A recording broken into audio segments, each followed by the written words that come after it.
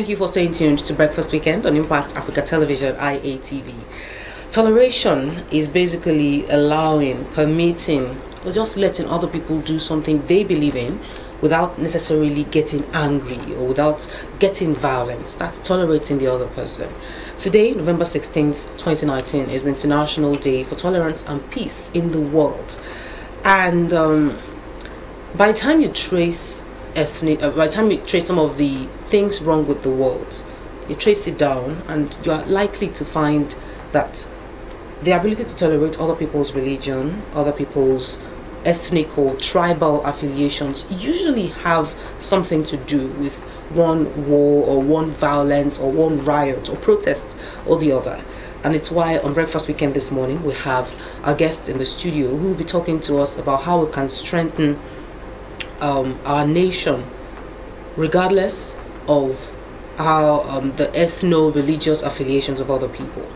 We have our very first guest in the studio, Sister Augustina Offo, who is with the JDPC. Good morning. Thank you very much for joining us. Thank you for coming on the program. Thank you. So, what would you say is the relationship between ethnicity, religion, and people's ability to tolerate other people? Okay, I would say the relationship there is the humanity, because it's the humans who come from this whichever ethnic group will come from, and it's also the human who who are affiliated to any of these religions. So the common factor there is the human person who either belongs to this ethnic group or the other group, or attend this religion or the other. And so if we truly understand that we make these things, without us there won't be any ethnicity, there won't be any ethnic group, there won't be any religion, then it will help us to look beyond where we come from, the religion we belong to that human person. I believe, of course, as there is in the scripture, that we're made in the image and likeness of God, and to begin to reverence each other. And even go beyond tolerance. It's good to tolerate, but also to love. Yeah, to love the other person. And I think we all have a big job to do in this. Parents, the religious leaders themselves, and even community leaders. And that's why it's also important that we're careful with the kind of narratives we give, the stories we tell, especially to the young generation, because they listen to us. Mom and dad is talking, they're listening. When you say this tribe, this ethnic group, they're horrible, they love money too much, they are corny. Your children are sitting down there listening to you. And even kids, they take in everything, and they go out and they tell others, and keep growing this hatred. But if we are conscious that we're all connected one way or the other, and begin to be careful the kind of stories we tell, it will help us to get a long way in helping us relate better with each other. When it comes to religion and ethnicity, it's usually something like this, us versus them, being on different lines and everything. Is there a way that we can have this uniformity, or at least acceptance of the other religion, even if you don't actually agree with their principles? Yeah, I think the best way we can do that is if we begin to understand how connected we are. We're all connected. It doesn't matter where you come from, the religion you belong to, and whatever you believe in. And that's why I keep talking about the humanity. If we understand that we are truly connected, let's say you are living in a place, you might be living wherever you live, and your family may not be there, your person from your religion may not be there, but if you are relating well with those people there, if something happens to you, they'll be the first persons to run to you, try to rush you to the hospital, attend to you. So at that moment, nobody will be talking of where you come from, or which church you attend, or which religion, mosque, or which one you go to. The point there will be to, let's save this person. And it's that's the connectivity. And that's why the going back to justice now and peace, where I work, Martin Luther King Jr. would say that injustice anywhere is a threat to justice everywhere. And Teresa would say, if we have no peace, it's because we've forgotten or belong to each other. And one of the quotes there too would say, we will never have justice, we will never have peace until those who are not affected are as outraged as those who are affected. That's Martin King Luther Jr. too saying that too. So we really need to know that at the end of the day, we belong to each other. And either way we go, And what we do to others comes back to us, one way or the other. Sometimes people often talk about the fact that a particular religion or a particular tribe have some very different ways of doing things. So while you may be able to, okay, that's them, acceptance, so to say, there is this boundary, this invisible boundary that people normally set. Don't pass. That's how you people do your thing, and you stay there. Don't cross this line into my own space. And then because we are connected, like you said earlier, there is no way that some of those boundaries would not be crossed. And oftentimes that's where the sparks start flying. How can unity be fostered, even in places, say workplaces, in schools, in public spaces, for example, where we have to just mingle? How can this tolerance and peace be entrenched, even when other people of different beliefs come close? I think our differences are, it's not really the problem, as they would say, this saying that variety is the spice of life, that we're different shouldn't be a problem. The problem there is understanding, as you have said. And I also think one of the issues we also have as individuals too is that we have a lot of issues ourselves, each of us, individually, that will bring to anything we do. And that's why I keep advocating for inner peace of every individual person. That we find a way of identifying who we are as a person, a way of being at peace with ourselves. The line I would say that there will never be world peace until there is intrapersonal peace, there is inner peace within everyone. So if we all understand who we are as a person, if we all have that space, inner space and peace, then when we come to these differences, the differences will always be there. We can't do anything about it, and the world will be boring if everything is the same. So it's good that the differences are there, but now it's that understanding. It's when I understand who I am myself as a person, as an individual, I'll be able to understand the other person. But if I'm struggling with my personality, it becomes more difficult to even understand the other person. So I think that's going back to self, trying to understand who I am as a person, and will help me. Having that, working to have my own inner space and peace will help me understand the other person.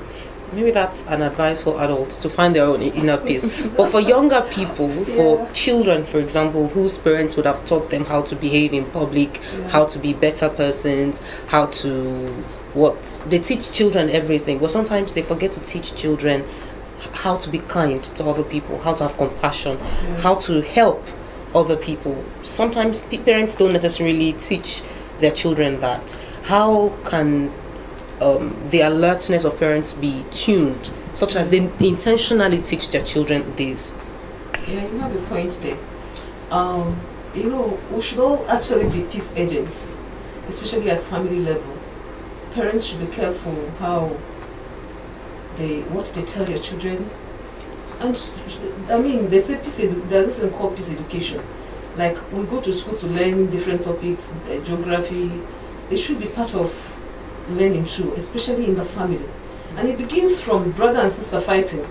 Your brother slaps you and you're like, or maybe, let me not say brother and sister, maybe, but it happens that way too. Maybe a child goes outside and somebody slaps the person, and she cries and comes back to you, Mommy, this person has been, and you say, what? And you're crying. Did you slap her back? Or even the mother gets up and says, let's go. And the next time if she slaps you, slap her back.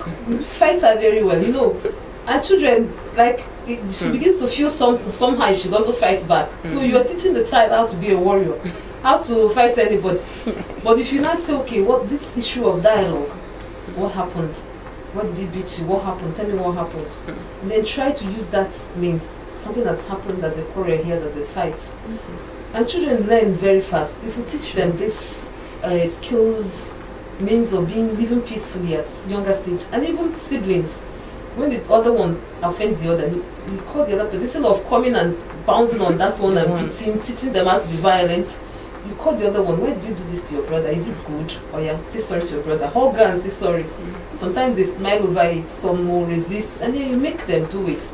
And then the other part too is not just what you say. Husband and wife, in fact, parents owe their children a lot, because from the way husband parents relate, you're already teaching them that the world is war zone. when you exchange verbal quarrels all the time, and even worse still, physical quarrels, that is quarrels, fights, your children are sitting down there looking at you. Sometimes they cry. We owe them a lot, and I think some homes should be apologizing to their children for the kind of violence we display in their presence. So families should be homes for peace. Like one priest wrote a book that he titled "Makers for Peacemakers," referring to the families. That this is that's where the onus lies, because if you don't teach them to be peaceful at home, they will definitely fight anyone they meet on the road.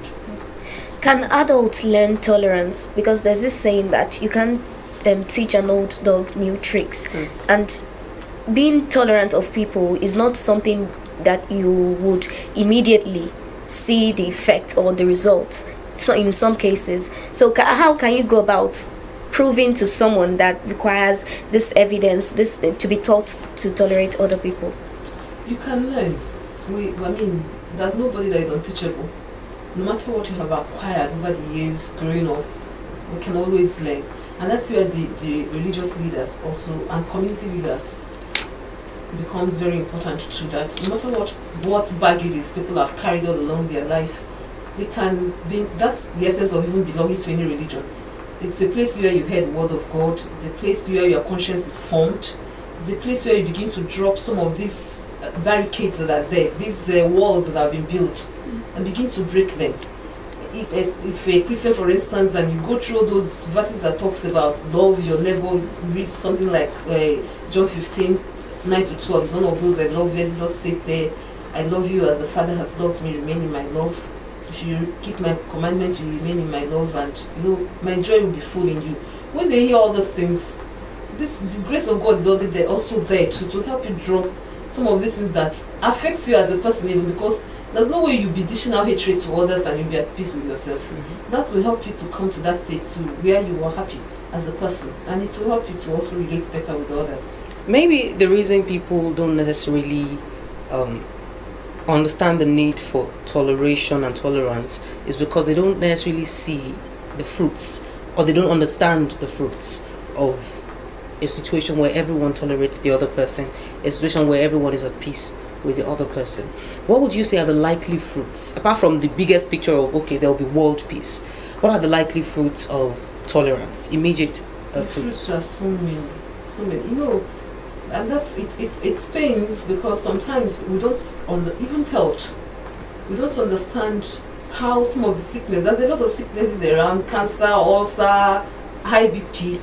If only we know the connection between our state of mind, the kind of hatred we have in our hearts, to all these health issues we have, I tell you, people will begin to some of them, people will begin to say no to some of these hatred feelings that are there. Say BP, for instance. They would ask, if you just Google on your own causes of BP, you see that stress is there. Stress that sometimes might not even necessarily be stress that you are working too much. It could be internal stress, relationship issues. Somebody has hurt you so much and you find it so hard to forgive a person.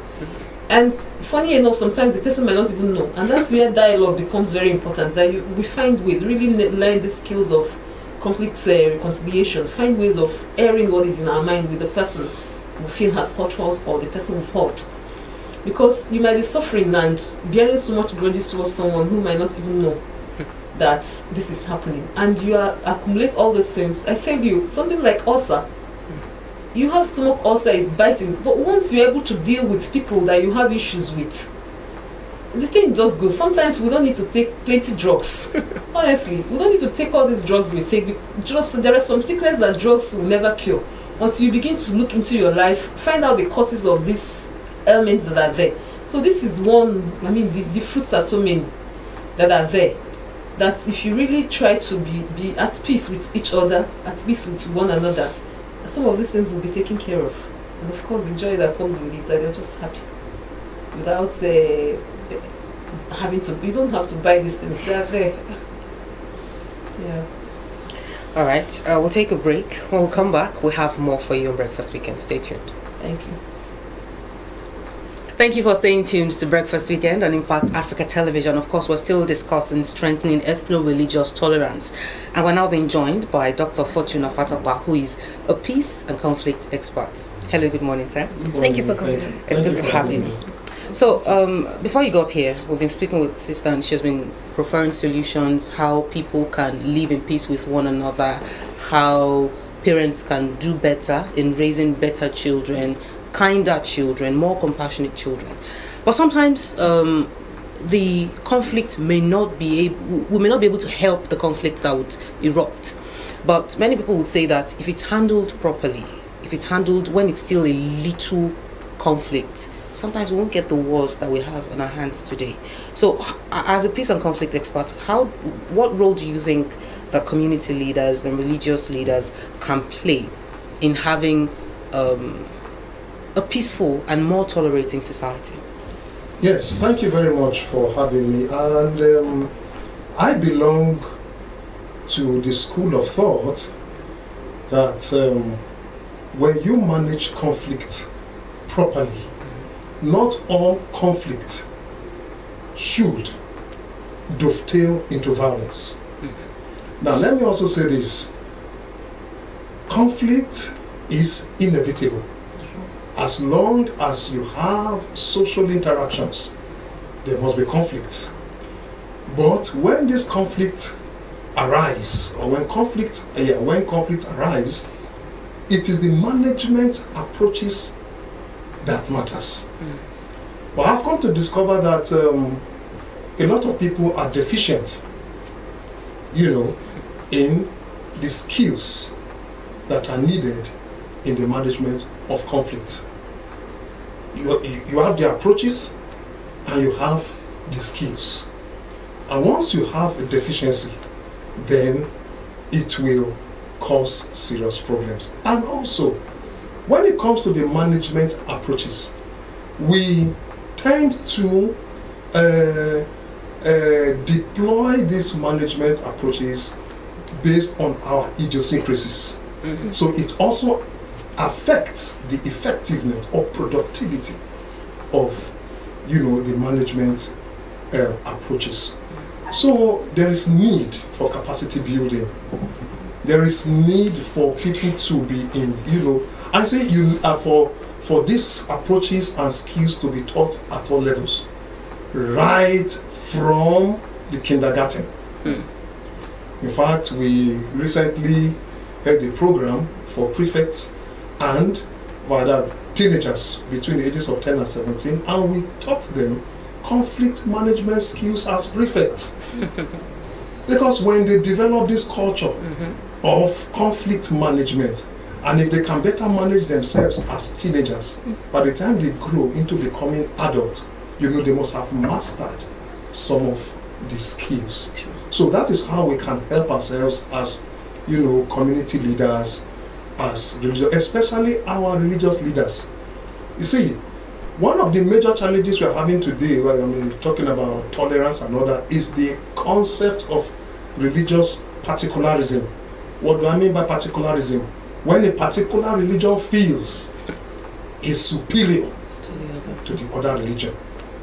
I tell people, if you were born in a place like Sri Lanka, where you have 90% Buddhist, and you never left Sri Lanka all your life, you never had any interaction with the foreign world, the possibility is that you will live and die a Buddha, a Buddhist. Am I communicating? Or if you grew, you were born in a town like Kokori, Delta State, where the major practice there is Igbe, and you never had contact with anyone else, you will be a practitioner of Igbe. So what are we talking about? We should transit from the level of particularism to pluralism. Allow people to practice their religion based on their convictions. Then we also transit also from the level of pluralism to dialogue. Try as much as possible to understand the tenets of other religion, what we call religious literacy. So many people are religiously illiterate. Many people believe that I've heard that concept before. Yes. That when you understand other people's religious affiliations Yes. and their tenets, you tend to understand them better and the reason they do the Yes. things they do. Yes. But some religions or some people believe that the moment you start to let that in, you are corrupting yourself. You are bringing some foreign things into yourself. No, you are not. Okay. You see, every religion has, they have what we call their myth of origin, their cosmogony, the myth of origin. And that has been indoctrinated into their adherents. They understand it. Religious literacy is you trying to understand the basic tenets of other people's religion. Now, for instance, an incident happened somewhere in the country. Somebody, used the Quran, tore, a part of the Quran. And he was lynched. If he understands that the Quran is the sacred text of the Muslim, it is sacrosanct, it is part and parcel of the Islamic culture, he won't do that. Do you get what I'm saying? It helps us to relate. It helps us to know our boundaries. To respect the other person. Yes, it helps us to respect, to know our boundaries. You know where to cross. You know where not to cross. You know the things to say. You know the things not to say. Now, I am a scholar of religion. So I know the tenets of not all religions, but at least the major world religions. So when I find myself in the midst of these people, I know how to relate. I know how to discuss. And that is why we are also saying that we should transit from the level of not just pluralism to the level of dialogue. Dialogue is not debate. Dialogue means, that is inter-religious dialogue. It means I am trying to leave my comfort zone to understand your religion, and then I know your world view. We are all controlled by different world view. There is a way even the Pentecostal Christian thinks from the Orthodox Christian. Sure. Mind you, right here in Nigeria, the concept of orthodoxy is different from the concept of orthodoxy in Europe. If you go to Greece now and you ask them and you say, oh, I am an Orthodox, the first thing Orthodox Christian, the first thing they will ask you, say, are you is it Eastern Orthodox or Western Orthodox? But here, if you say I am an Orthodox, they will ask you, are you a Catholic or an Anglican? But there, if you say, okay, I am a Protestant, then Catholics, Anglicans, Methodists, they are known as what? Protestant. So we have different worldviews based on our different geographical locations. So that is why I say, let's value each religion, see each religion as unique. Then treat people also not on the basis of their religion, but on the basis of their humanity. These diversities that we see in our religion, in our ethnicity, and a lot of other aspects of our lives, is often said that it's good, especially for a nation. But most people don't know how it translates to maybe wealth or peace for a nation. Yes. How does it do that? Diversity actually should be a plus. I tell people that God is a God of diversity. What I mean, now look at the lions. There are different species of lions. Look at the mango. You have the Julie mango. You have the Peter mango. You have the Ogbomoso mango. You have the Oyo mango. God is a God of diversity, and there is beauty in diversity. So what do? We play, or let's trade on the positives in each of this diversity. There is no religion that does not have its weakness. There is no religion, there is no ethnic group that does not have its weaknesses. There are weaknesses, there are strengths. There are good people and there are bad people. So what do? You identify the strength. We trade on our strength. We harness the strength for a better society. But unfortunately, some people have used our diversity to further plunder us into darkness, because they, especially when they want to use it to secure their own economic advantage or whatever advantage. So people play on the card. And that is why right now in the US, in several universities now, there's what you call religious literacy. It's already going on, where children at the primary school level are now being taught about the principles of different religions. And in some countries right now also, when you are filling forms, they don't even ask you whether you are a Christian or whether you are a Muslim. They deal with you on the basis of your humanity. I say this in rounding off. Some time ago, I was conducting a training for some teenagers. 14 Muslim students, 14 Christian, 7 Muslim students, 7 Christian students. And I asked them a question. I said, if you were having a terminal disease and you are about to die, and somebody asks you, we are flying a doctor to come and treat you, what will be the first question? And these young children told me, said, the first thing I will ask, can the man heal me? Can this man heal me? I said, that was the first thing he asked. I said, so what does that tell you? The humanity precedes religion. Those 14 students reached out to 1,992 students here in this city of Ibadan to let people know that we met religion here, we will leave it here. So we should not destroy ourselves because of one faith. My best friend is a Muslim. The man who assisted me in my PhD thesis is a traditional worshipper. That does not make him less, inferior to me. Religion is a product of our cultural expression. Religion is a product of our cultural expression. And that is why some people will tell you that we should focus on the concept of what we call pneumatology.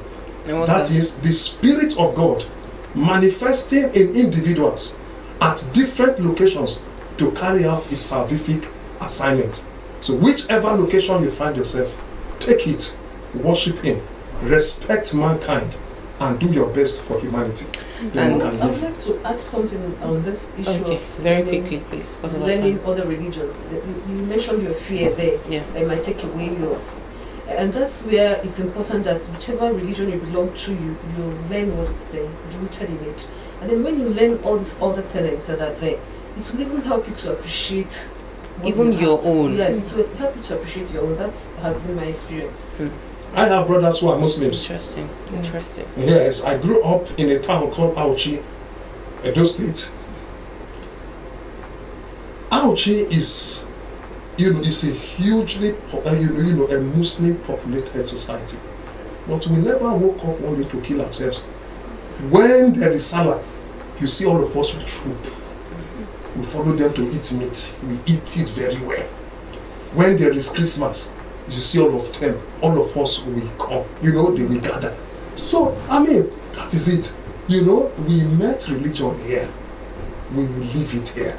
And humanity will remain at the end of the day. Thank you very much, Dr. Afatokwa. We've been discussing how we can strengthen ethno-religious tolerance, and we've had Dr. Fortune Afatokwa, who is a peace and conflict expert, and Sister Augustina Ofo, who is a JDPC official. Thank you so much for coming on the show. And I hope that you have learned a lot, how the fact that there is diversity in religion or in ethnicity, it shouldn't be so much of an issue that it would result in conflict or even violence. All right, we'll take a break now. We have more for you on Breakfast Weekend. Stay tuned.